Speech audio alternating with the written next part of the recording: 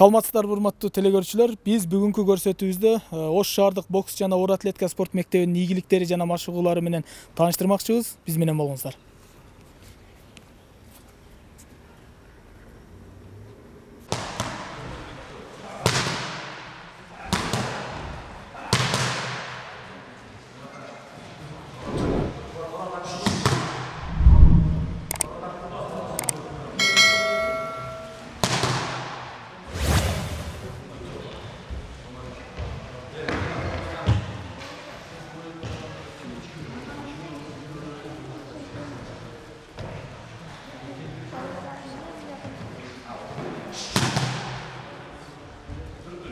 Урматтуу телекөрүүчүлөр, биз турган жер жогоруда айтып өткөндөй Ош шаарынын деги эле ушул Кыргызстандын эң ишенген бокс залдарынын бири.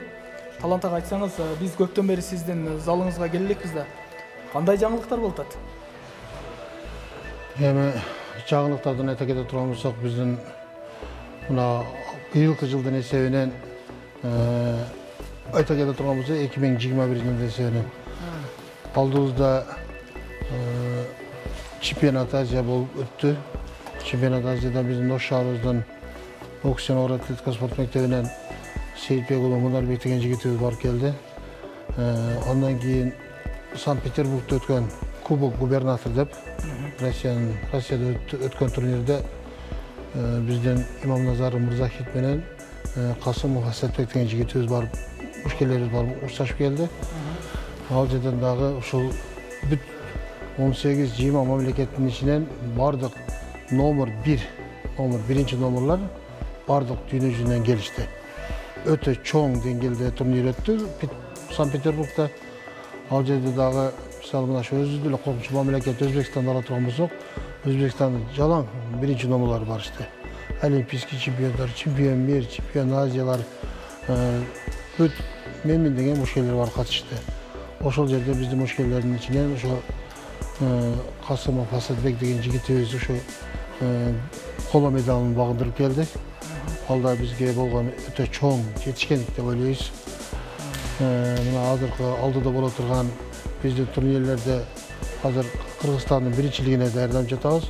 Ушул турган мезгилде биз азыр күндүгө саат кечинде саат 5-те 7:30-8-ге чейин ушул жерде 2 саат, 2,5 саат бизде сбор өтүп жатабыз. Ал сборду дагы биз ар жактан, мисалы кече биздин Таймура спорт клубунан Чалбатта келген Таймура спорт клубунун ага баштыруучусу Улан Сагынбаев деген жигитибиз келип, өздөрү мушкелерин алып келип, ушул жерде мындай айтканда опыт алмашуу болуп, ушул жерде сборлорду өтүп атабыз Кудай кааласа. Азыр ар тараптардан чакырып, балдарды өзүнүн мындай айтканда мастерствосун көтөрүш үчүн ар тараптан чакырып, балдарды азыр Кыргызстан биринчилигине даярдап жатабыз.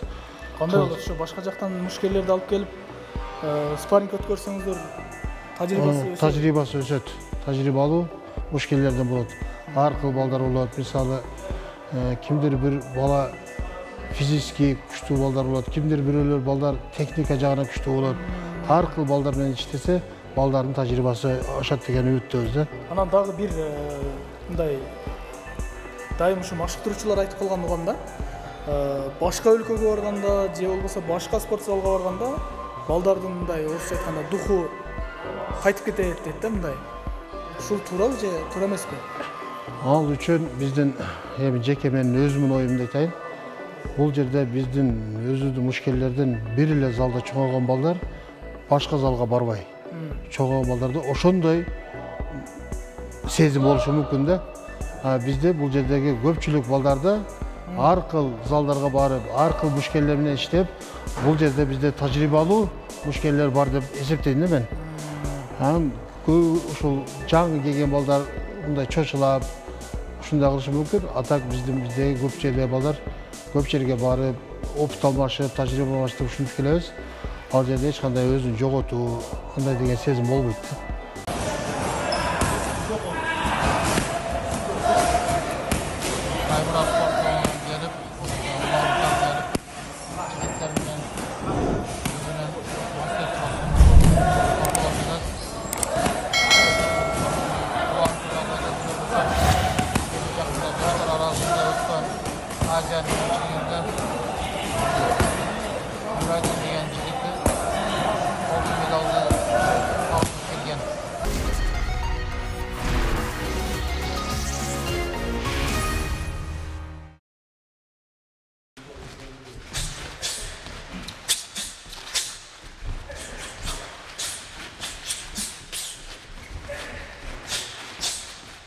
Талант ага, ушул сиз жетектеп аткан спорт залдан кимдеген мыкты спортчулар чыккан? Кимдер чыккан?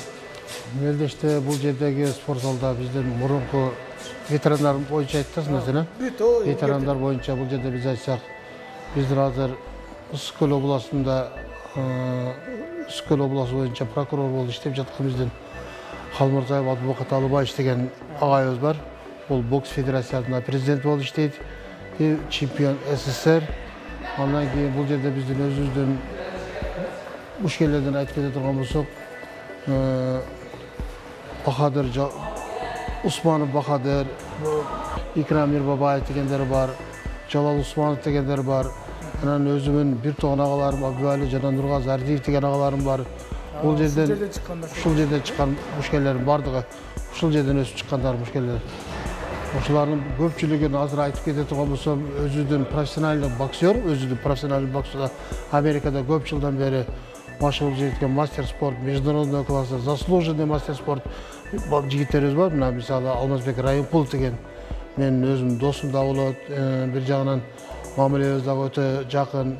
Ал дагы колунан келишинче жардамдарын берип турат. Ал жак бул жагынан чет мамлекеттерден жакшы мушкелерди алып келип, биз менен кошо тренировка кылдырып бирге ушул жерде балдардын тажрыйбасы өссүн деп, өзүнүн салымын азыркы ушул убактарда жакшы салымдарын кошуп келатат деп айтып кетким келет. Ушул жерде суроо да сизге. Ушул Алмазбек Райымкуловду айтып калдыңыз да. Бул чет жерлерде жүргөн адам, мисалы башка мамлекеттерде иштеп, ошол жерде кандайдыр бир өзүнүн жумушу менен жүргөн адамдар ошол жерди көрүп, ошол жерден жашоо турмушун, спорт тармагын, кысасы тажрыйбасын арттырат да. Ошол Алмазбек Райымкулов агабызга спорт тармагын берсе мамлекетибизде кандай көз карашыңыз ушул нерсеге? Мисалы Алмазбек Райымкулов. Анткени кечиресиз, сөзүңүздү алып койдум. Анткени соц тармакта ушул маселени окуп калдым да. Ошол Алмазбек Райымкуловго спорт тармагын берсе өнүгүү жакшы болот эле деп ошол айрым спортчулар жазган экен. Бул чындык. Алмазбек Райымкулов бул өтө тажрыйбалуу. Бокстун ийне жибине чейин түшүнгөн. Баланын ички дүйнөсү менен кошо өзүн берилип иштеген. Ушу бокска жан дүйнөсү менен берген жигит да. Бул жигитти биз спорт дүйнөсүнө алып келе турган болсок, ушул спорттун аркасынан жетекчи кылып бир жерге жакшы бир жерге жумушка койсок, бул жигит мен 100% десем аздык кыла, 150% кепилдик берем, бул жигит боксту алдыга тартып кетет. Потому что бул жигит өтө бүт дүйнө жүзү менен мамилеси жакшы. Сборлорго барышы мүмкүн, башка ал жактан башка спортсмендерди тартып, бүт командаларды тартып, бул биздин Кыргызстандагы болгон боксту бул өтө жогорку деңгээлде көтөрөт деп ишенем да. Эми муну ошол өтөдө жогорку жактагы адамдар өздөрү баалап, өздөрү койсо, биз каршы эмеспиз да. Өтө колдоп, бардыгыбыз ынтымак менен алдыбызда келе жаткан Олимпиадага, Парижде боло турган Олимпиадага дагы өтө чоң деңгээлде даярданып барабыз деген үмүттөбүз да. Бизге мындай мушкелер бизге керек. Потому что башка мамлекеттерди алсак, Өзбекстанда Хасанбай Дусматов бар, олимпийский чемпион. Мисалы Казакстанда алсак, Геннадий Головкин деген бар. Куду ушундай эле биздин мушкерибиз Алмазбек Райымкулов. Ошолордун эле деңгээлинде. Ошолордун эле деңгээлинде, ошолор эле уткан титулдарды биздин деле Алмазбек Райымкулов утуп келген жигитибиз ушул. Демек, ушул мүмкүнчүлүк эле берилсе болду экен. Бир гана мүмкүнчүлүк, ушул балабызга мүмкүнчүлүк берип иштесин деп бир цикл коюп бере турган болсо, Кудай кааласа, Алмаз бизге өтө чоң деңгээлде жардам көрсөтөт деген үмүттөбүз.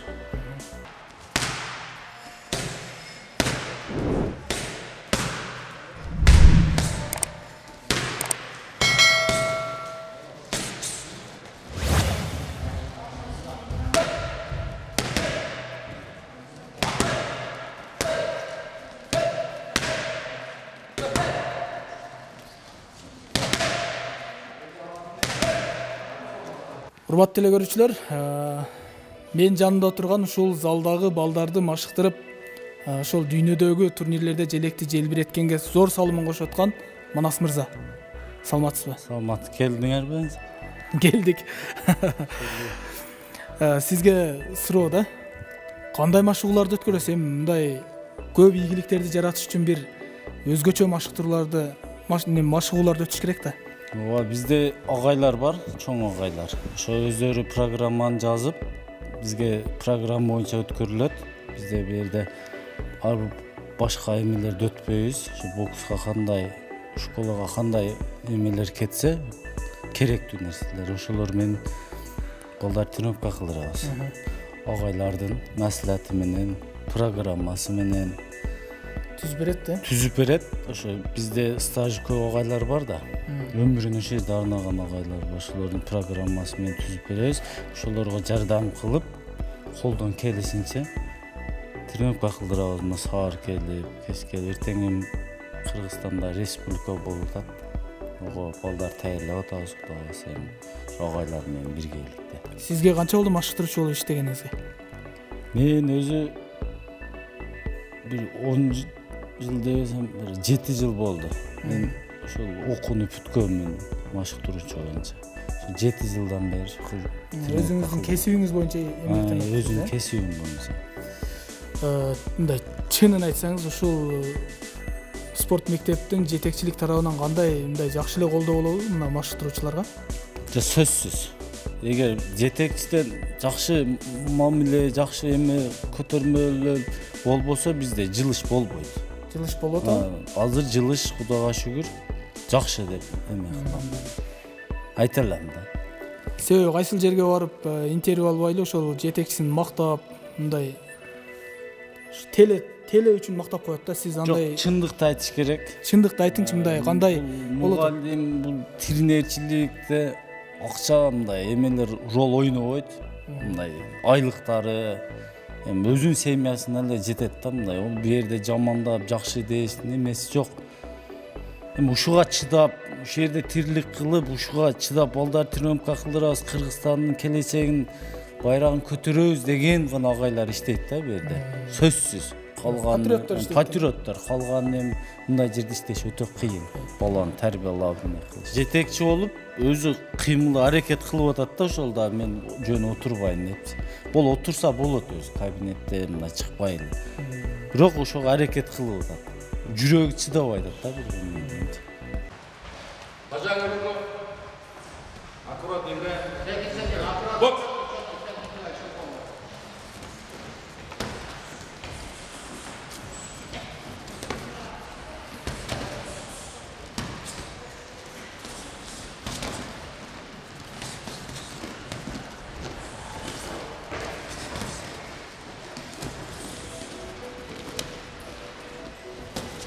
Өнүгүүсү жакшы кетип атат. Өткөн айда шаардын биринчилиги болду. Шаардын биринчилиги жүткөн балдар азыр Кыргызстандын биринчилигине барышат. 20-сентябрда Кыргызстандын биринчилиги болот. Ошол жерде жүткөн балдар чемпионаттын мирге барышат. Азыр ошого даярдык көрүлүп атат. Старший тренер Турал Аморович баштыгында сбор болуп атат. Кечинде саат 5-те. Балдар азыр даярдап атат. Бул жерде азыр бизде основной балдар 19-20 жаштан кийин жумуш кылам, үйлөнөм деп кетип калып атат. Россияга, Казакстанга, Бишкекке бияктар кетип калып атат. Но постоянно кылган балдарды перспектива болуш үчүн мен айтып элем, ошо спорт комитет республиканыкы, мына мэрия жактан, башка жактардан ушу балдарды колдоп, окууларга киргизип, жумуштар менен кичине обеспечить кылып турсак, жакшы кетет эле дейм. Эмне дегенде, союз мезгилде, биз тренировка кылган мезгилде бизге университеттерге, техникумдарга бекер киргизишти эле. Бул жерде контракт болбойт эле алдын. Азыр эми контракттар болуп калды. Ошол жерде спортчуларды киргизип университеттерге, ошо бюджетке киргизип койсо, по-моему, перспектива болот. Балдар эми көңүл буруп тренировка кылышат да ошондо.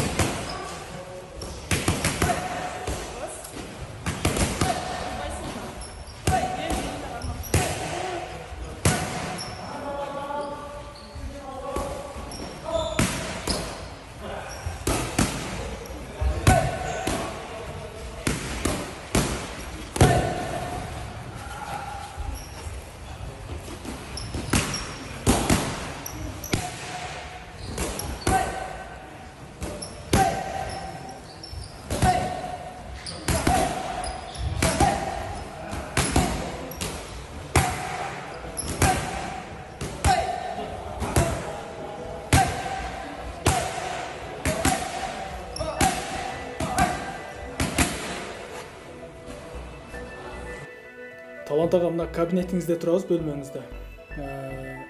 Азыр учурда көпчүлүк жетекчилер кабинетте отуруп эле сөз менен иш кылат да. Сиз өзүңүз башта машыктыруучу болуп келгенсиз, ошол спортчу болуп катары дагы жүргөнсүз. Азыр эмне жумуш менен элексиз жетекчиден башка?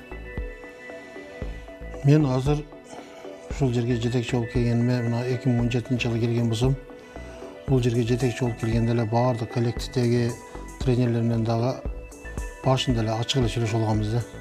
Мен бул жерге келип, креслодо отуруп тил менен башкарбайбыз, Кудай кааласа, биз иш жүзүндө ишке ашырабыз деп. Ошол мезгилден баштап эле өзүм буга чейин дагы жетекчи болуп келген чейин дагы мен машыктыруучу болуп, улан жаштык спорт клубунда иштеп жүргөнмүн. Ошол жактагы машыгып жүргөн балдарды бул жакка алып өтүп, азыр ушул жерде дагы 4 жыл, 5 жылдан бери ушул жерде машыктыруучу болуп дагы жетекчи болуп да иштеп келем да. Бул биздин өзүбүздүн ошо машыктыруучулардын дагы ичине үлгү болуп, өзүң кошуп ушул жерде пешене тер кылып иштесең, ушуларга дагы бир какой-то бир мотивация болот деген бир жакшы ойлор да. Ушу биз баардыгыбыз эле жетекчибиз деп келип отуруп албастан, бир жакадан баш, бир жерден кол чыгарып, ынтымак болуп, баардыгыбыз чогуу иштесек, биз ишенем, биз көптөгөн ийгиликтерге жетишебиз деп. Кыргызстандын желегин дагы көптөгөн бийик желбиретип, дүйнө жүзүнө таанытабыз деген чоң пландарыбыз бар. Азыр эми алдыда кандай максаттар бар дагы? Ошол сиздин ушул спорт мектебиңиз оор атлетика дагы бар да. Оор атлетика дагы бар. Кандай болуп атат ал жагы? Бизде дагы бул бир эле бокс менен эле токтолуп калбайбыз да бул жерде. Бизде бул жерде бокс жана оор атлетика спорт мектеби болгон себеби, бул жерде бизде оор атлетика боюнча дагы балдар көп башкарышат. Оор атлетика боюнча дагы жакын арада биздин Осмоналиев, Каныбек Осмоналиевдин турнири бар. Бул мастерский турнир болот, бул да классовый турнирлер. Ошол мастерский турнирлерге азыркы ушул убакта даярданып жатышат балдарыбыз. Ушул мурунку мезгилге караганда, мурунку мына 2 жыл, 3 жыл мурунку ийгиликтерге караганда, акыркы мезгилде, акыркы жылдардагы ийгиликтер өтө жакшы ийгиликтерди алып келип атабыз деп айта алам да. Өзбекстанда ушул бокс тармагы аябай жакшы өнүгүптүр да. Ошо эмне аркага тартып атат дейм да, бизде ошол түшүнүксүз болуп атат. Бизде аркага тартылган себеби бул ачык айкын айтыш керек мындай нерсени. Биз ачыгын айтып, биздин үнүбүз жогору жака жетиш керек. Биздин үнүбүз жогору жетпей калгандыгынын себеби көп нерседен биз артта калып кетебиз. Бизде биринчи балдардын витаминизациясы, балдардын ар дайым келип тренировка кылгандыгы, алдыга болгон түрткүлөөсү, биздин кошуна мамлекеттеринен ар дайым биргеликте тажрыйба алмашуусу, сборлор деп коебуз. Ар дайым биз ушундай сборлорду көп жактарга барып, бир эле өзбек, казак, тажиктерге бара бербестен, биз Россияларга, чет мамлекеттерге көбүрөөк чыксак, биз өтө чоң ийгиликтерди жаратабыз деген үмүттөбүз. Ал жака барыш үчүн эми бизге эмне керек? Бизге каражат керек. Каражат жок болсо биз эч жака чыга албайбыз. Бизде деле бар да күчтүү балдар. Бизде өтө таланттуу мушкелерибиз бар. Колубуз кыска болуп атат. Жете турган жерге биз жетпей калып атабыз. Бара турган жерге бара албай калып атабыз. Ушул каражаттын эсебинен биз көп жактан аксап калып атабыз да. Мына Өзбекстанда айтсаңар, Өзбекстанда мисалы чемпионат олимпиадага 1 ай мурун кетишкен. Ошол аймакка.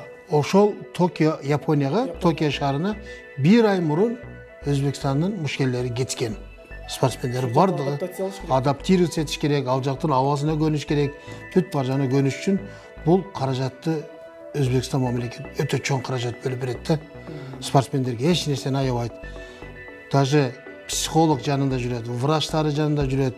Бүт тренерлери 2-ден 3-төн 4төн тренерлери жада калса, болельщиктеринен бери кошо барышат ошол жака. Талант ага мисалы Кыргызстанда Шоповдун турнири жана Ардиевдин турнири бар да. Мастерский 2 эле турнир бар экен. Сизден ошо угушум боюнча сиздер менен сүйлөшүп жүрүп угуп калам. Өзбекстан, Казакстан өзүбүздүн эле коңшу мамлекеттерде аябай көп экен да. Бул мастерский турнирдин да болгону канчалык деңгээлде жакшы? Бизде чынын айтканда Кыргызстанда 2 эле мастерский турнир бар. Бул Түйшоңгул Шоповдун турнири бар, жана агайын Абдували жана Нургазы Арзиевдердин турнири бар. Бизге мына Өзбекстан, Казакстанга окшогон мына мисалы жаштар арасында молодежка деп коет. Молодежкада уткан балдарды дагы Казакстанда, Өзбекстанда мастер спорт берет. А бизде андай деңгээлде жок бизде. Бизде молодежкада утуп келген балдарга эч кандай мастер спорт деген турнир болгон эмес. Кудай кааласа ушул нерсени биздин жетекчилер, жогору жактагы иштеген адамдар баары ушул молодежкадагы бир 2-3 мастерский спорт, мастерский турнирлерди кошуп, ушу мурун Мадымарата деген турнир бар эле. Мадымаратанын турнири болот эле. Алда дагы мастерский турнир болчу эле. Аны да кыскартылып кетти. Азыр жоголуп кетти ошол. Ошого окшогон турнирлерди биз жандандырсак, биздин мушкелер үчүн өтө чоң эбегейсиз зор салым болот эле да. Биз ушул турнирге барабыз, могул турнирге барабыз, бул турнирге барабыз деп жылына 3-4 мастерский турнир болсо, балдар уже машыгуудан бошобой калышат эле да. Даярданып, Даярданып. Бул турнир бүтсө, кийинки турнир бүтсө, наркы турнирге даярданайын деп балдардын кызыгуусу өтө чоң болот. шыктануу көп болот. Шыктануу көп болот. Урматтуу эле көрүүчүлөр, биз бүгүнкү көрсөтүүбүздү ушун менен жыйынтыктайбыз. Албетте биз спорт тармагын тартуудан эч качан тажабайбыз. Жолугушканча.